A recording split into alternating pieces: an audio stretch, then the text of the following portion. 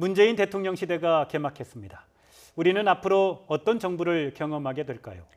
문재인 정부의 국정 방향과 함께 풀어야 할 과제들 자세하게 살펴보겠습니다. 네, 이현정 문화일보 논설위원, 최영일 시사평론가와 함께 이야기 나눠보도록 하겠습니다. 두 분 안녕하세요. 네, 안녕하세요. 안녕하세요. 네, 나와주셔서 감사드립니다. 네, 문재인 대통령 취임 첫날부터 분주한 하루를 보냈는데요.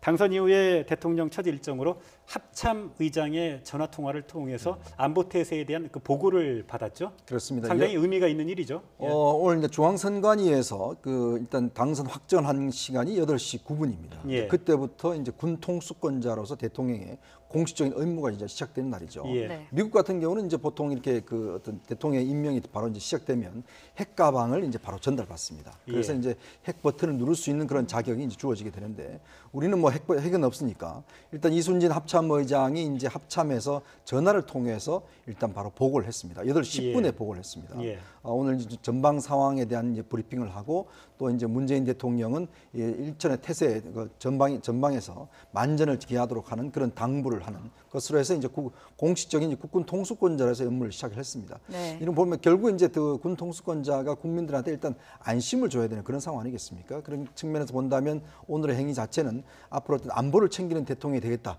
이러한 점들을 좀 강조하기 위한 행보로 또 비춰집니다. 네, 예. 또 첫날 일정의 하이라이트로 좀 볼 수 있을까요? 야 네. 사당 지도부를 만나서 국정 네. 협조를 요청을 했습니다. 굉장히 이례적인 일이라고 할 수 있겠죠? 이례적이라기보다는 좀 파격적으로 받아들였는데요. 사실은 예. 그 아까 말씀하신 대로 자 당선 확정 받고 그리고 이제 합참의장과 통화해서 예. 군 통수권자로서 업무 이제 시작했습니다. 국립현충원을 방문을 했죠. 이 부인 김정숙 여사와 네. 함께. 그래서 이제 참배를 하고 나서 메시지를 나라다운 나라를 만들겠다. 든든한 대통령. 이 슬로건을 그대로 썼고요.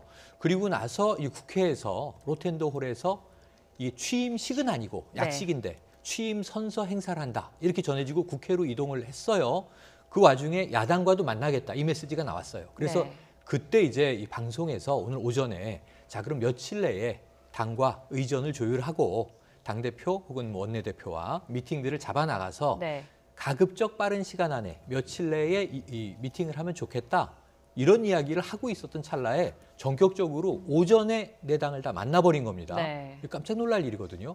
그러니까 오늘 첫 시작이 문재인 대통령이 굉장히 안정적으로 비쳤어요. 인수위 60일이 예. 없는 예. 그런 취임임에도 불구하고 준비된 대통령의 안정감 있는 모습이다는데 야사당을 거의 선제적으로 네. 가서 만날 때는 민첩하다는 느낌까지 들어서 지금 예. 사실 오늘 하루 대통령의 행보는요. 이 인수위 초기 네. 한 2주치 정도의 업무를 후딱 해치운 것 같은 느낌입니다. 예. 문재인 대통령 그 첫 번째 업무 지시는 일자리 상황 점검이었고 대통령 직속 일자리위원회 구성 준비였죠.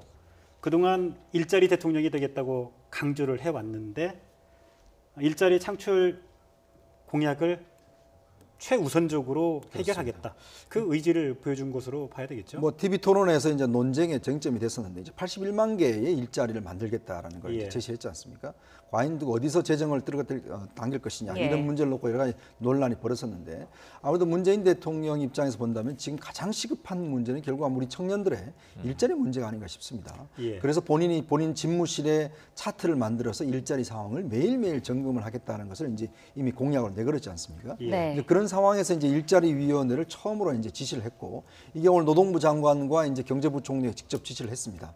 예. 그런 걸 보면 지금 사실은 이 장관들은 예전에 지금 어떤 박근혜 정부에서 임명된 장관들 전임 정부 관계들이죠. 그렇죠. 예. 근데 그런 상황인데 오늘 그래서 황교안 그 총리를 만난 자리에서도 오늘 일괄 사표를 제출했는데 예. 일단 사표 수리 여부는 좀 이따가 이제 하겠다라고 이야기를 했어요. 그게 왜 그러냐면 원래 국무위원회에서 사실 일자리위원회 같은 경우도 이제 국무위원회 의결될 수 있는 돼야 되는 그런 사안들이 있습니다. 예. 근데 이제 국무위원 같은 경우는 이제 11명이 있어야지만이 이제 최하 있어야지만이 국무회의 의결 종적수인 그렇습니다. 거죠. 정적수 그게? 11명이 있어야 예. 되기 때문에 통과가 되는데 문제는 예. 이제 장관들이 다 사퇴를 해버리면 아무런 뭐 조치를 할 수가 없고요. 네. 국무회의 의결을 할 수 없는 상황이 그렇습니다. 되는 거죠. 그리고 또 예. 이제 장관 제청을 하더라도 총리가 제청을 해야 되는데 네. 예. 아무래도 뭐 이낙연 내정자가 이제 임명되기까지 꽤 시간이 걸리거든요.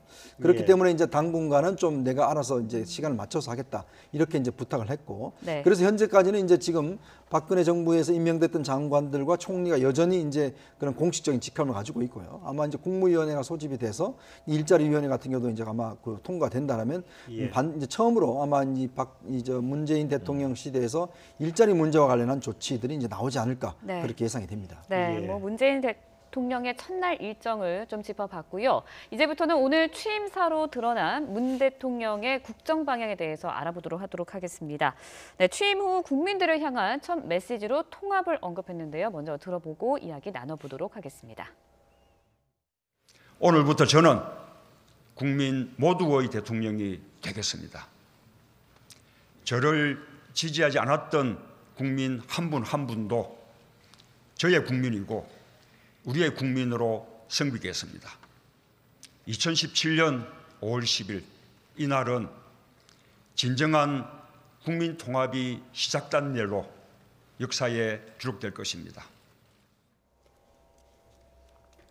네, 문재인 전 대통령의 국회에서의 그 취임 선서를 하는 과정에서의 네. 그 연설인데 첫 일성은 국민 통합이었습니다. 네, 국민들과 가까이 있겠다는 광화문 대통령 시대도 언급을 했고요. 그렇죠.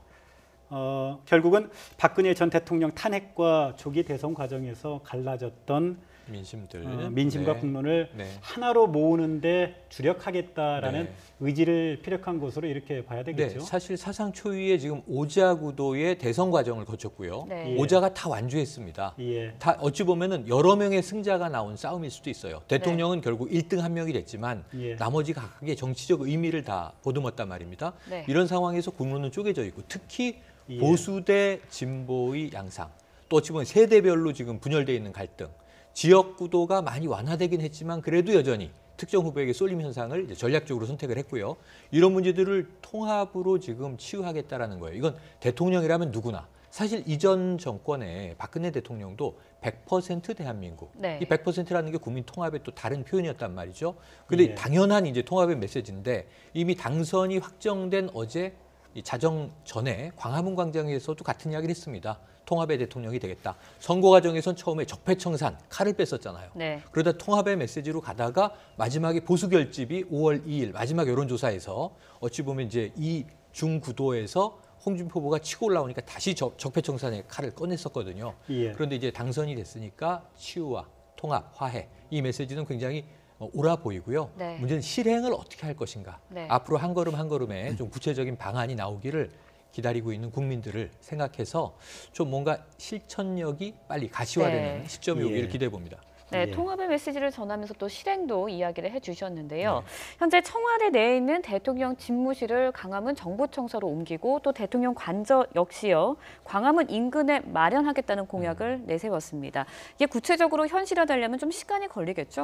그렇죠. 아무래도 이제 지금 이 장소라든지 그다음에 지금 현재 중앙청사 같은 경우는 이제 옆에 또 외교부 청사가 네. 있지 않습니까? 이제 그걸 비교하려면 이 청와대 직원들이 굉장히 막 수백 명이 되거든요. 네. 아마 이 직원들을 일괄적으로 움직이기가 쉽지가 않고 그렇지만 이 문제는 사실은 모든 언론과 이 기존에 저도 뭐 칼럼을 통해서 몇 번 지적했습니다만은 다른 나라의 대통령들을 보면 사실은 대통령과 참모진의 거리가 굉장히 가깝습니다. 네. 그러니까 오바마 대통령도 백악관도 마찬가지지만 지금 트럼프 대통령이 있는 시대도 보면 바로 문을 열면 바로 참모들이 이제 볼 수 있는 회의를 수집할 수 있는 것이거든요. 메르켈 그 총리 같은 경우도 바로 그 관저와 그다음에 집무실 자체가 바로 붙어 있습니다. 일본도 마찬가지고요. 그러니까 특히 이제 우리나라 같은 경우는 굉장히 급박한 상황들이 일어날 수 있는 가능성이 크지 않습니까? 네. 예. 근데 지금 비서진들이 청와대 본관으로 가려면 자전거를 타고 가야 됩니다. 그리고 수석들은 차를 타고 가거든요. 네. 예. 그게 뭐 뛰어가면 한 10분 정도 넘게 걸리는데 예. 만약에 북한의 어떤 여러 가지 긴박한 상황이 온다라고 했을 때는 대통령과 참모들이 그 빠른 시간에 만날 수가 없다라면 여러 가지 문제가 생길 수가 있거든요. 예. 그래서 이 문제는 뭐 수차례 지적을 돼 왔는데 지금 사실 구조적으로 청와대에서는 하기가 힘들어요. 왜냐하면 본관을 그동안 역대 대통령이 여러 차례 어떤 개축을 네. 하고 막 하려고 했지만 결국 실패로 돌아갔거든요. 그래서 이제 문재인 대통령이 꺼낸 카드가 결국 청와대 집무실 아예 그냥 밖으로 옮기겠다는 이제 카드를 꺼내 들은 겁니다. 그러니까 예. 그게 아마 이제 광화문 대통령 시대 이야기를 하면서 집무실이 이제 나올 경우에 훨씬 더 이제 비서진들과의 소통도 쉽게 될 것이고 그리고 출퇴근하는 대통령 이런 이미지를 이제 갖게 되겠죠. 그래서 아마 예. 본인도 이제 아침에 출근해서 퇴근하는 일반 시민들과 함께하는 대통령이 되겠다 하는 것인데, 물론 형식적으로도 이런 것들이 이제 국민들한테 상당히 좀 감동을 주겠지만, 네. 실제 내용적으로 봐서도 지금 우리 같은 어떤 분단국가의 상황에서는 가장 필요한 것이 아닌가 저는 그렇게 생각이 듭니다. 예. 네. 사실상 선거를 준비하는 과정에서 선대위 내부에 광화문 대통령 시대를 열기 위한 위원회를 이미 구성을 해서 네. 실무 작업을 하고 있죠. 네, 그래서 오늘 아침에 예. 보도를 보면요, 사실 말씀하신 그대로 자 서울 정부 종합청사는 지금 적절하지 않다. 예. 이 경호상의 문제가 좀 복잡할 수 있다. 예. 그리고 거기 굉장히 많은 부처의 공무원들이 왔다 갔다 출퇴근을 하니까 대통령의 출퇴근 때문에 많은 사람들이 불편을 겪을 수 있지 않습니까? 그러니까 예. 아까 언급하신 별관 외교부 이쪽을 좀 리모델링하면 가능해 네. 보이는데, 이게 먼저 계획과 설계, 그 다음에 이제 공사, 거기에 따른 여러 가지 동선과 경호 사항이 다 끝나야 되기 때문에 예. 늦으면 한 2019년에나 가능할 수 있고 빨라도 2018년 이렇게 보고 있어요. 네. 그런데 예. 저는 광화문 대통령 좀 빨리 열고 싶은 이 문재인 대통령의 마음으로 본다면 단기적으로는 임시적인 집무실, 제2집무실 정도를 청사 쪽에 마련해 놓고 상시적으로 출퇴근하는 게 아니라 필요할 때마다 자주 왔다 갔다 하면서 청와대와 병행해서 쓰다가 광화문 집무실이 완성되는 시점에 약속한 대로 청와대를 시민공원으로 개방하게 되지 않을까, 한 1, 2년 정도 바라볼 그런 프로젝트라고 여겨집니다. 네, 예. 알겠습니다. 1, 2년 정도 지켜봐야 할 것 같은데 이제 대탕평과 대통합을 강조했던 문 대통령입니다. 고려해야 될 부분도 있을 것 같습니다. 어떤 부분이 있을까요? 지금 이제 이 통합과 개혁이라는 게 참 이게 어떤 말은 좋지만 예. 이게 상당히 좀 상충될 수가 있거든요. 예. 그러니까 예를 들어서 적폐청산과 그다음에 이제 통합이라는 그 두 주제를 지금 동시에 지금 이뤄내야 되지 않습니까? 그리고 좀 지금 어떤 대통령 입장에서 보자면 국회 의석 구조라든지 이런 걸 볼 때는 이 통합을 하지 않으면 이제 정말 국정 운영을 할 수 없는 그런 상황이거든요.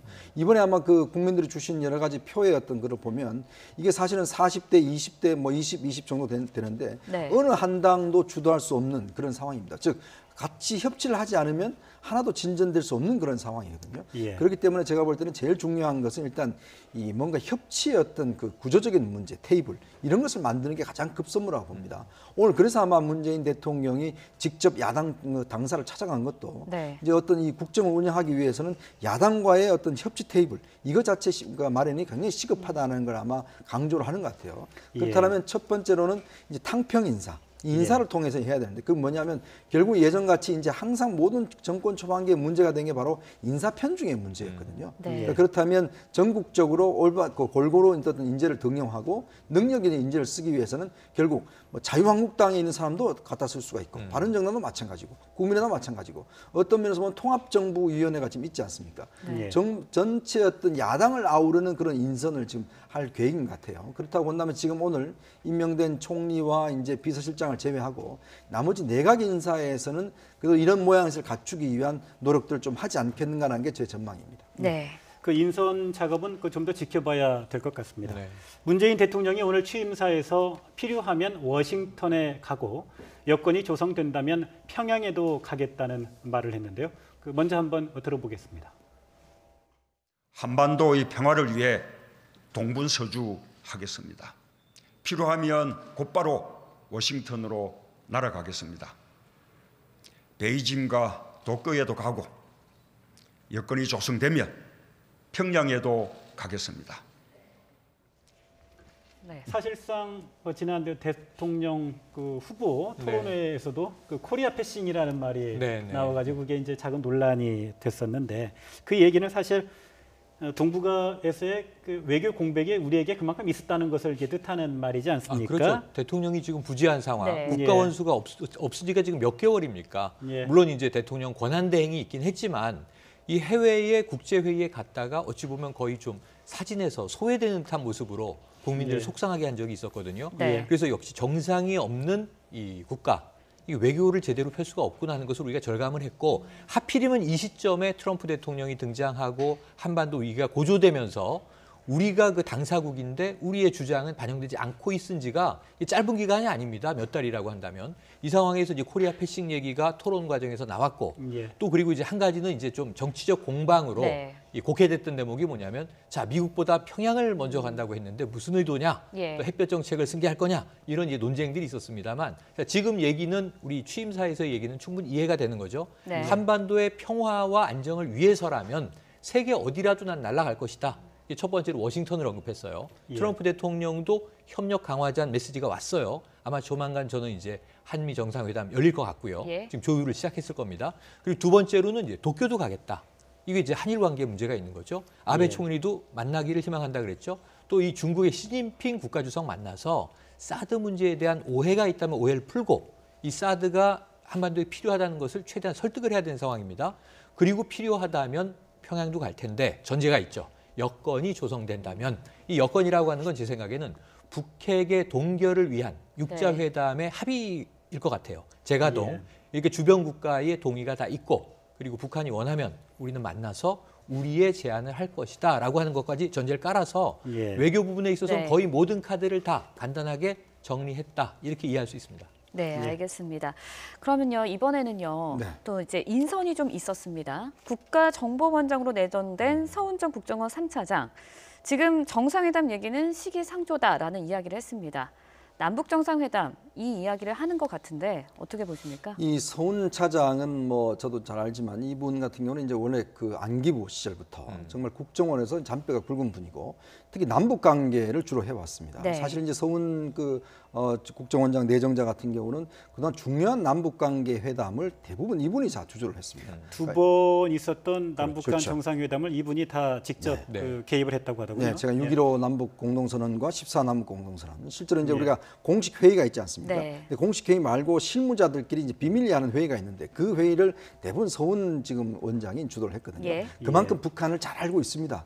그렇기 때문에 아마 이분이 이제 간 것 자체는 보면 일단은 북한에 대한 여러 가지 이제 정보 활동들 이런 것들 좀 강화하겠다는 의미가 있고 또 하나는 뭐냐면 국정원이 그동안 여러 가지 이제 정치 개입에 대한 논란들이 많았지 않습니까? 네. 이런 것도 좀 불식시켰다는 거. 그리고 지금 문재인 대통령 같은 경우는 이제 국정원을 해외 정보원으로 이제 좀 축소시키겠다는 그런 네. 보관을 갖고 있지 네, 않습니까? 재편하겠다고 그렇죠. 했죠. 이제 그것에 대한 이제 앞으로 실천 과정들 갖고 있는데 결국 이제 지금 서훈 원장이 들어오면서 한 이야기가 정상회담 문제를 이제 언급을 했어요. 이 이야기는 뭐냐면 결국은 지금 당장은 어떤 지금 그 강대국들의 어떤 그 미국과 중국 이런 강대국들의 어떤 그런 이제 대북 압박 정책 이게 이제 실행 중이기 때문에 당장의 어떤 기조 변화는 힘들지만 궁극적으로 지금 어떤 압박을 중심으로 하는 봉쇄적 이제 대북 접근 방식은 결국에서는 이제 대화 협상을 통해서 바꿔 나가겠다 이런 어떤 전략의 어떤 표본 같아요. 예. 그럼 결국 이게 지금 단기간 내에는 안 되겠지만 그러나 결국은 한반도에서의 어떤 그 긴장 완화가 조금 된다라고 한다면 예. 결국 서훈 그 국정 원장을 중심으로 해서 남북 관계 개선을 위한 어떤 여러 가지 조치를 취할 수 있다 그런 가능성을 둔 저는 인사라고 보입니다. 예. 네. 서훈 그 국정원장 내정자가 얘기한 내용 앞서도 얘기가 나왔습니다만 지금 그 남북한 정상회담 얘기는 시기상조다. 하지만 언젠가는 필요한 일이다. 거기에 그 관련된 입장과 정책 방향이 다 들어가 있는 것 같습니다. 그렇죠. 그렇죠. 네. 예. 오늘 문재인 전 대통령 그 취임사에서 그 인사에 대한 부분들도 입장을 밝혔는데요. 결국은 탕평 인사였습니다. 한번 들어보시겠습니다. 전국적으로 고르게 인사를 등용하겠습니다. 능력과 적재적소를 인사의 대원칙으로 삼겠습니다. 저에 대한 지지 여부와 상관없이 유능한 인재를 삼고 초려해서 일을 맡기겠습니다. 네, 결국은 뭐 고르게 인사를 등용하겠다. 이렇게 봐야 하는 거겠죠? 그렇죠. 이제 아마 그 이 문재인 대통령이 성공하기 위해서는 정말 인사 문제를 잘 풀어야 됩니다. 우리가 역대 대통령들이 처음에 좀 삐걱거리는 이유가 보면 결국 인사 문제 때문에 그렇거든요. 예. 박근혜 전 대통령 보더라도 처음에 그 인사 난맥 때문에 수첩 인사 때문에 네. 얼마나 많은 그 여러 가지 일들이 벌어졌습니까? 특히 또 예. 노무현 전 대통령 같은 일 있을 때는 코드 인사 때문에 사실 예. 여러 가지 있었고, 자 그런 어떤 여러 가지의 이제 반면 교사를 한다라면 문재인 대통령 입장에서 본다면 정말 대탕평 인사를 하지 않으면 국정 자체가 상당히 힘들어지고 이번 대선 같은 경우는 지역 정서가 상당히 옅어졌지 않습니까? 네. 예. 그러면 결국은 이것을 풀기 위한 방법은 저는 대탕평 인사밖에 없다라고 보거든요. 그동안 어느 지역에 편중됐던 인사를 좀 전국에 골고루 인사를 하고 특히 남녀 간의 어떤 성비라든지 이런 것도 이제 하면서 인사를 할 거는 계획 같은데 일단은 지금 현재로서는 이제 국무총리를 일단 호남 인사로 이제 네. 비영남 인사 호남 인사로 한 것과 함께 앞으로 이제 있을 내각 인사회 같은 경우는 이렇게 지역 안배 이런 것들에 상당히 좀 신경을 쓰지 않겠는가 하는 그런 전망을 해봅니다. 네.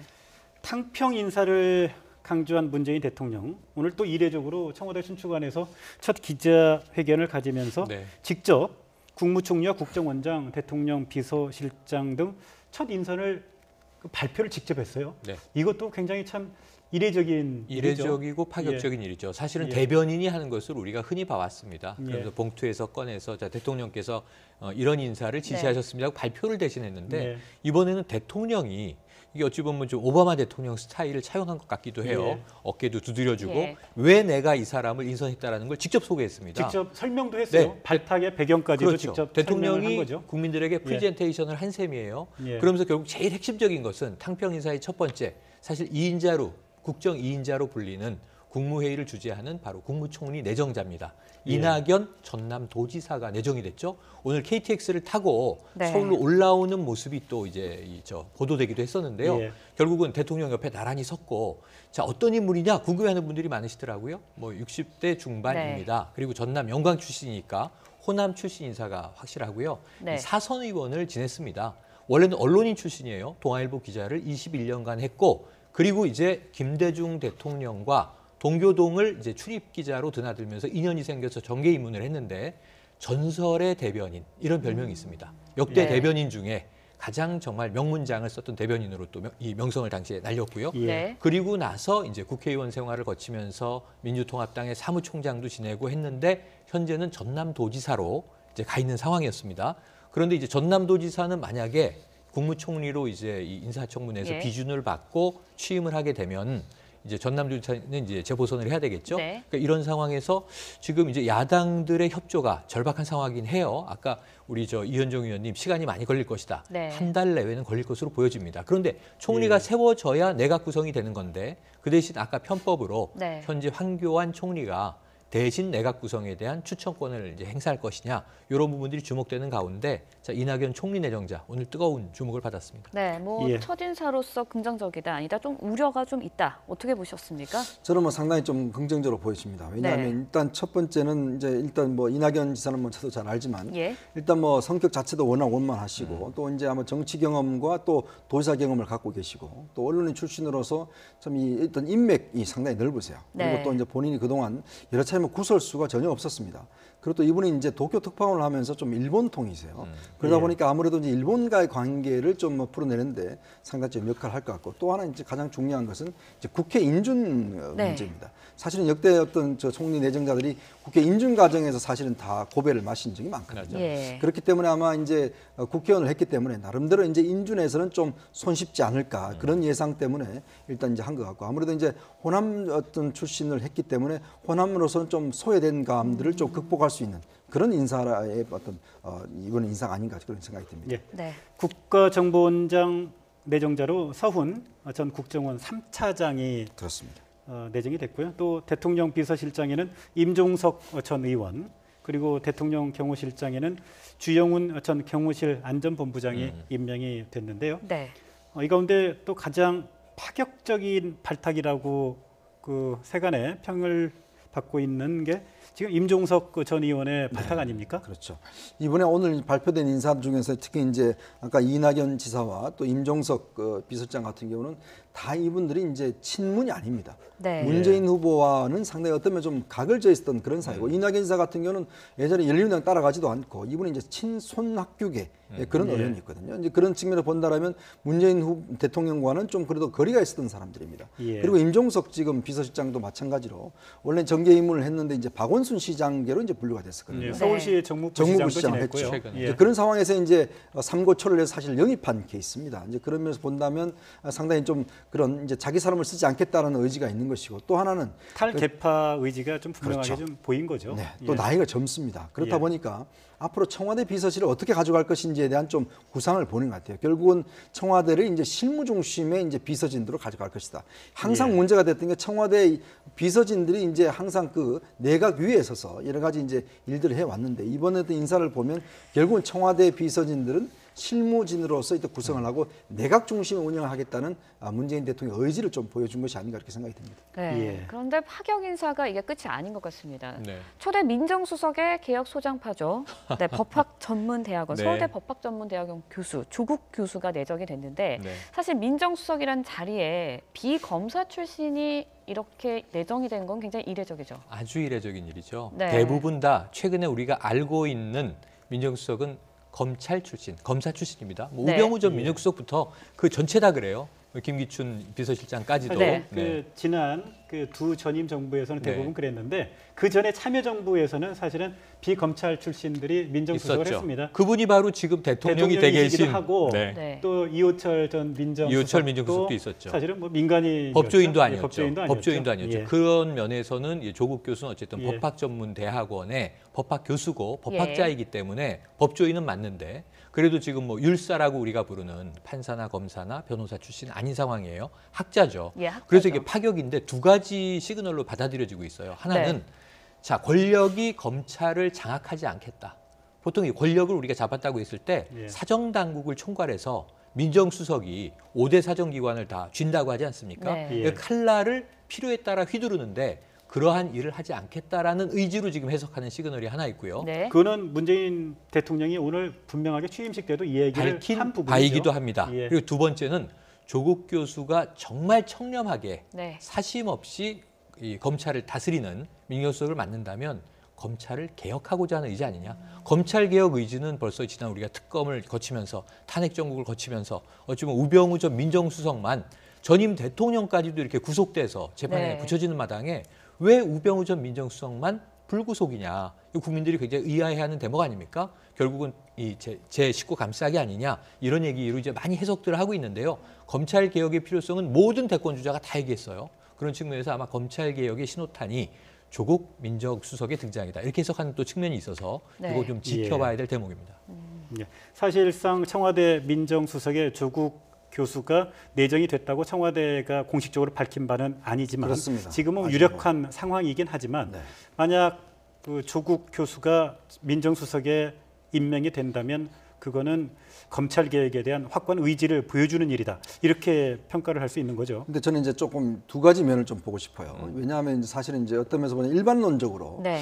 교수 출신이 어떤 이런 이제 좀 어떤 면에서 보면 권력 기관 네. 갔을 경우에 성공 확률 이거는 참 굉장히 좀 낮았습니다. 이게 왜 그러냐면 현실과 어떤 이론이 상당히 다르다는 측면이 있고 예. 또 이제 그 권력 기관 자체가 보면 굉장히 똘똘 뭉쳐 있는 집단이거든요. 네. 검사 같은 경우도 보면 정말 그 서열 관계로 굉장히 뭉쳐 있는 집단 아니겠습니까? 예전에 강금실 그 전 법무장관이 네. 한번 갔을 때 그때 참 굉장히 난리가 났었잖아요. 검찰총장과 법무장관의 그렇죠. 갈등이 아주 뭐 처음에 공공연하게 했고 드러나기도 또 대통령이 했죠. 직접 예. 검사와의 대화를 하면서 검사들이 거기서 뭐 들이받기도 하고 뭐 그런 일이 있었던 거 마찬가지로 네. 어떤 검찰의 현실을 잘 모르는 즉 내부의 어떤 미묘한 상황을 잘 모르는 교수 출신이 갔을 때 과연 그 기본적인 개혁을 잘 할 수 있을 것인가의 문제. 즉 이론적으로는 그게 어떤 개혁이 통하지만 실제로 개혁 현장에 갔을 때 이게 현실로 나타날 수가 있거든요. 네. 그렇기 때문에 그런 점에 대한 우려들은 있습니다. 그렇지만 또 긍정적인 면을 본다면 오히려 이해관계가 없기 때문에 좀 더 중립적으로 할 수 있을 것이다. 중립적이고 그리고 이제 보다 선명한 개혁을 그렇죠. 이끌 수 있지 않겠느냐라는 검찰 쪽에서 봐도 예, 어떤 면에서 기대감을 좀 갖고 있는 공정할 거죠. 수가 네. 있지 않겠는가 그런 거기 때문에 이제 예전에 어떤 검찰 출신 민정수석이 하는 것보다는 좀 더 할 수 있을 것이다. 그런 양당 간의 이제 평가가 있을 것인데 이거는 예. 이제 조국 그 민정수석 물론 아직까지는 확실하지 않지만 이분의 네. 어떤 능력 자체가 얼마나 될 것인가 이게 이제 관건이겠죠. 네. 예. 그런가 하면요. 인사수석의 조현옥 네, 조현호 이화여대 초빙 교수인데요. 이화여대 네. 초빙. 예. 자, 인사수석에 우선 여성이 임명되는 건 처음입니다. 사실은 네. 유리천장 그렇죠. 네. 그러니까 예. 사실은 인사수석을 여성분이 맡게 되는 것 자체가 말씀하신 대로 네. 유리천정을 깼다. 예. 어찌보면 양성평등에서 한 보 더 전진했다. 이걸 보여주는 것인데 예. 거기서 끝나는 게 아니라 이분이 인사수석이라고 하는 자체가 공직자들을 지금 이제 인사 관리하는 네. 거잖아요. 여기서 이 문재인 대통령의 공약 중에 하나가 처음부터 바로 쿼터제로 여성 네. 50%를 채용하기는 어렵겠지만 사실상 해마다. 문재인 대통령이 대선 기간에 임기 내에 단계적으로 네네, 바로 남녀 그 동수 대목이죠. 내각을 실현하겠다고 네. 실현하겠다. 약속을 했는데 그 약속의 실천으로 여성 인사수석을 우선 그 임명한 자체가 것으로 첫 볼수 있는 거죠. 번째 내각에 예. 참여할 수 있는 우선 청와대에 이제 참여하는 수석이 네. 한 분 여성분이 고위직에 들어간 거고요. 이분이 잘 이제 이 역할을 한다면 말씀하신 대로 내각, 장관 구성 또 차관도 대상이 될 수 있고요. 청와대 내 수석 비서관들 인사 여기 여성분들이 해마다 계속 늘어나는 모습을 네. 공약이 실천되느냐 볼 수 있는데 어쨌든 이 자체도 또 새로운 파격이어서 오늘 지금 우리가 이야기하고 있는 오늘 발표된 인사들은 대부분 다 나름 신선하거나 네. 파격이거나 또는 다른 시각에서 보면 약간의 논쟁점, 논란점이 있는 그런 인사여서 아주 좀 흥미진진한 이 관심을 불러일으킨 것은 사실입니다. 네, 네. 사실 지금 저희들이 서울대 법대 그 조국 교수, 지금 법학대학원이죠? 네. 네, 서울대 법학대학원. 법학대학원 네. 그 조국 교수의 민정수석 그 내정 유력하다라는 얘기와 또 조현옥 그 이화여대 초빙 교수의 인사수석 그 내정이 유력하다라고 네. 이야기를 하고 있지만 이게 청와대에서 공식적으로 발표된 부분은 아직은 내정설이 아니기 내정 때문에요. 설. 예. 어떤 뭡니까 아까 임종석 비서실장이 예. 아직 결정된 바 없다 네. 이렇게 이제 이야기를 하고 있습니다. 이게 그렇게 얘기를 했기 때문에요. 아직은 뭐 유력하다는 정도로 우리가 얘기를 하고 있다는 것, 그 시청자 여러분께 말씀을 드립니다. 네, 알겠습니다.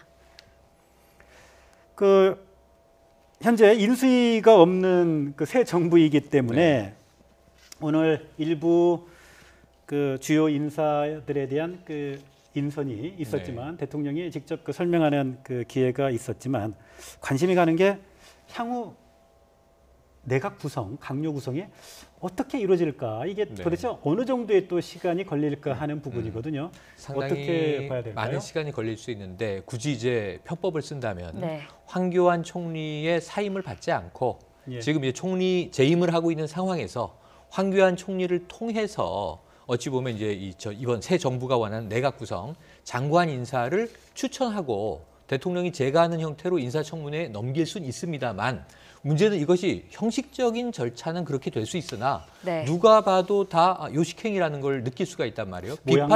모양새가 안 좋습니다. 좀, 예. 비판의 대상이 될 수 있습니다. 예. 그럼에도 불구하고 또 공석으로 두어서는 상당히 불안정한 네. 요직 장관 부처들이 있어요. 예를 들면 외교부, 또 이 국방부 이런 것들은 장관이 없는 상태다. 그럼 누가 컨트롤하지? 국민 불안이 높아질 수 있어요. 네. 사실은 경제부총리도 마찬가지입니다. 경제 살리기가 급한 마당에 이 경제 사령탑이 없다. 그러니까 이런 문제들에 대해서는 지금 문재인 대통령이 결단을 해야 되는 상황이에요. 네. 황교안 예. 총리를 통해서라도 빠르게 이 선임을 할 것이냐, 임명을 그래서 들어갈 것이냐, 아니면은 정말 원칙대로 이낙연 국무총리가 임명 확정된 다음에 네. 그 새로운 총리를 통해서 이 추천권을 행사받을 것이냐. 이런 문제들에 대해서 제가 보기에는 문재인 대통령의 결정 사안이고 예. 아직 확정되진 않았지만 제가 보기에는 일부는 빠른 속도를 위해서 네. 편법이라도 활용을 하게 될 것이고 나머지 대부분은 원론적인 절차. 왜냐하면 이 오늘 그 취임사를 보면요. 원칙과 상식을 강조하고 있거든요. 네. 이게 참여정부 시절에 노무현 대통령이 가장 강조하던 말입니다. 원칙, 상식. 이것을 오늘 또 이제 문재인 대통령도 강조하셨기 때문에 이 대목에 있어서는 그렇게 편법을 굳이 이유가 없는데 네. 행사하지는 않을 것이다. 이렇게 봅니다. 예, 그런데 이낙연 총리 후보자가 오늘 춘추관에서 기자들과의 일문일답을 하는 과정에서 총리가 임명되고 난 이후에 재청권을 행사할 때까지 강요 임명, 내각 구성을 미루게 된다면 좀 많은 시간이 걸릴 그렇죠. 것이기 때문에 한두 달. 문제가 생길 수도 있다라는 이야기를 했습니다. 그렇죠. 그러다 보니까 지금 청와대 측에서 여러 가지 방안을 좀 고민하고 있지 않나 이런 생각이 들어요.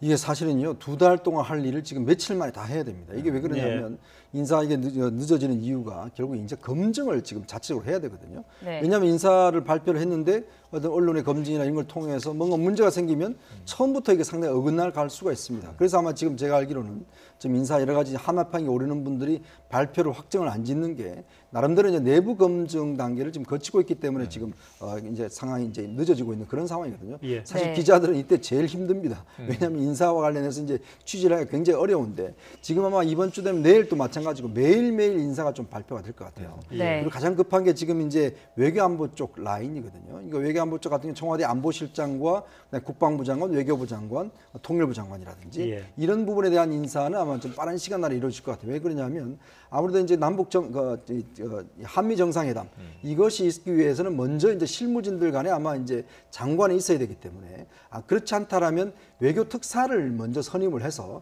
미국에 먼저 보내서 한미 동맹에 다시 한번 강조한다든지 그런 식으로 해서 뭔가 좀 플랜을 짤 것 같습니다. 네, 알겠습니다. 지금까지 이현정 문화일보 논설위원 또 최영일 시사평론가와 함께 이야기 나눠봤습니다. 두 분 말씀 고맙습니다. 고맙습니다. 예.